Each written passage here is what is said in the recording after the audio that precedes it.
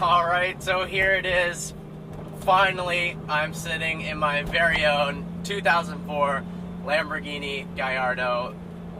This whole week has been an absolute dream come true, and I literally cannot convey in words how awesome it's been to finally be able to purchase this car. You know, the Gallardo came out when I was 10 years old in 2004. And ever since then, it has been my ultimate dream car. I knew instantly when I saw it, saw posters, pictures, little car models, that I had to own that car someday, and I was going to do everything in my power to make that happen. And I've actually had pictures of a yellow first-generation Gallardo as my phone background on my wall, computer background, for many, many, many years.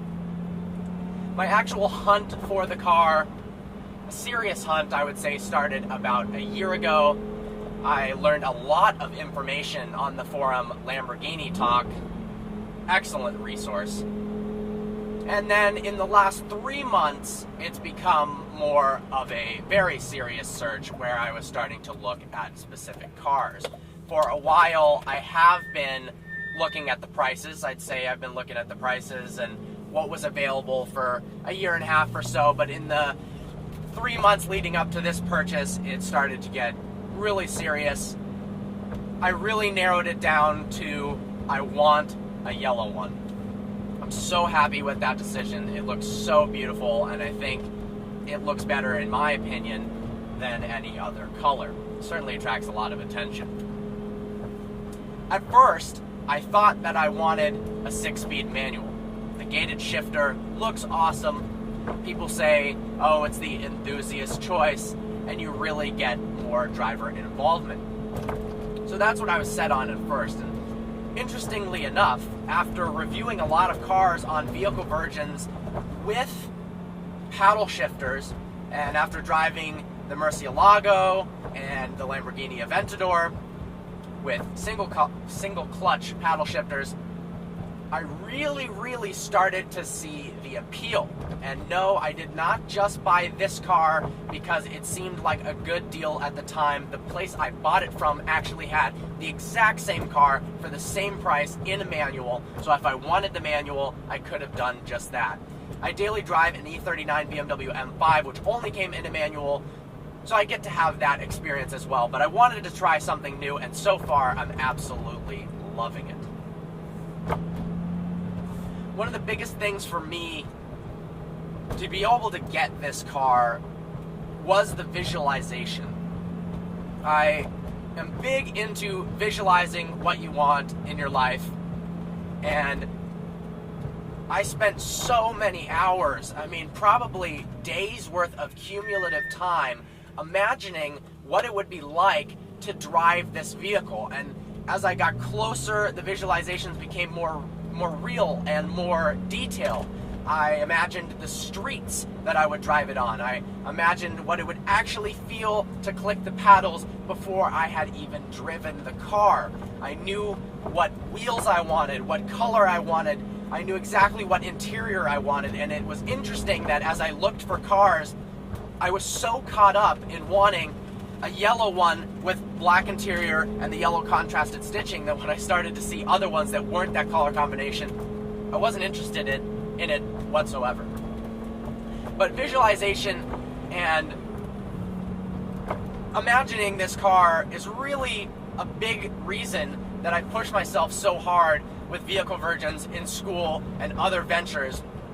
And so if you are looking and hoping that someday you can buy yourself a supercar, whether it is something like this or, something absolutely ridiculous like a Pagani Huayra,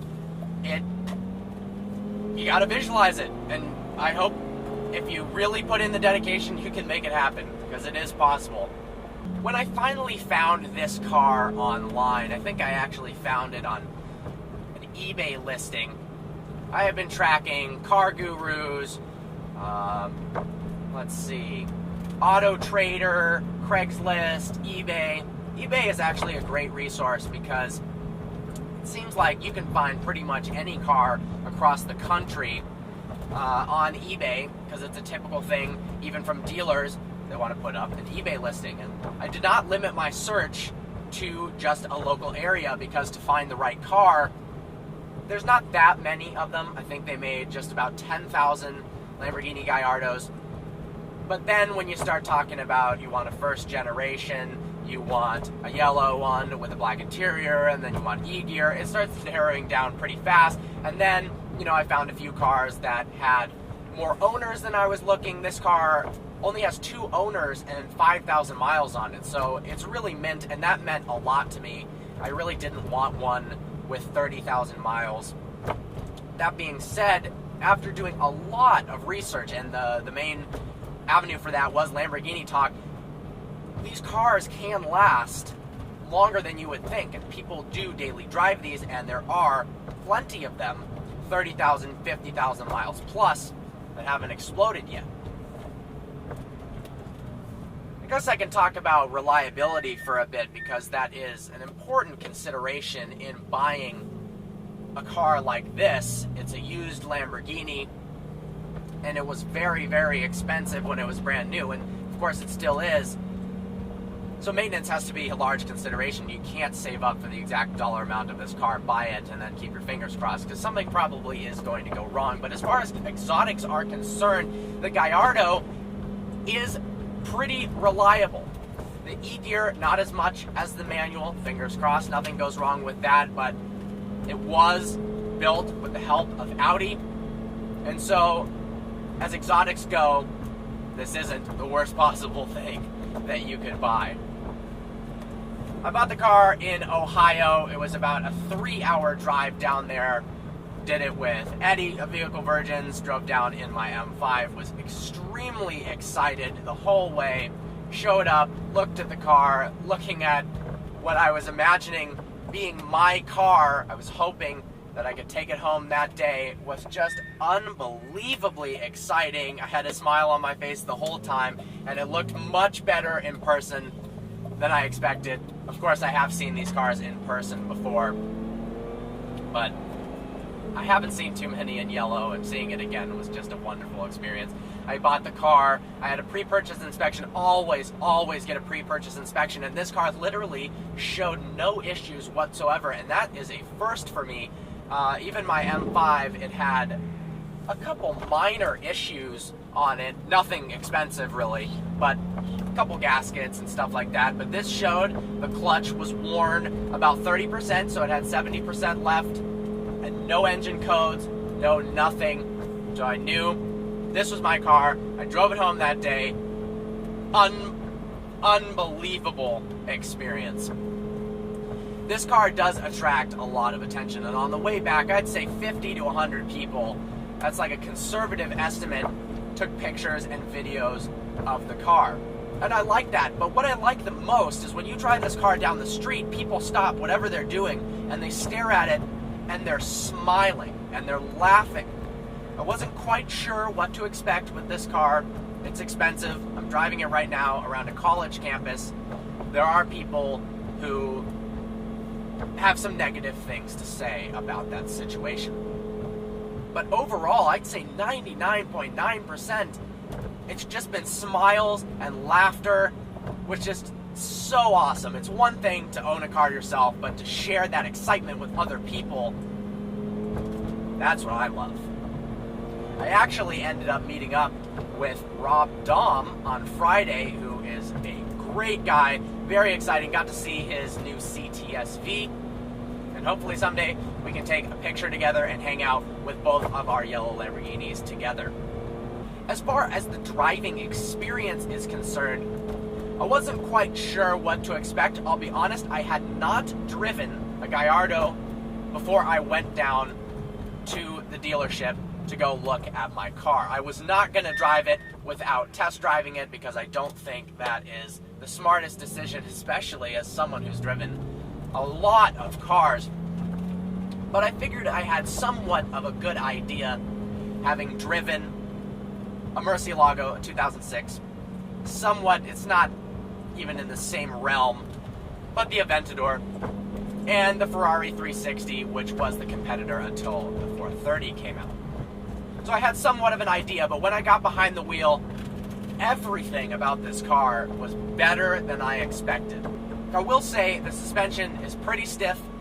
Michigan roads are not great, so occasionally it rides pretty hard, and it's a bit annoying. The transmission at slow speeds, I'm getting much better at it, but it was a pain in the ass for the first 3 days. I stalled more times in this car than I have in the last 3 years in my BMW M5 just in the first 2 days. But I'm getting used to it. I haven't stalled yet. I'm probably going to stall right now that I said that. But at high speeds, oh my god, I am in love with the E-gear. The shifts are ferocious, like the Aventador, especially in sport mode, which I'm in right now. And it's louder and sounds better than I was hoping too, even though, you know, it's a Lamborghini, so what are you expecting? But the V10 with a stock exhaust sounds absolutely magnificent. Hopefully you saw our video that compared the Ferrari 458 Italia in this car. But I've been blown away in that regard. It handles sharper than I thought. It feels more nimble than I was expecting. And the greatest surprise was that it feels a lot faster than I was expecting.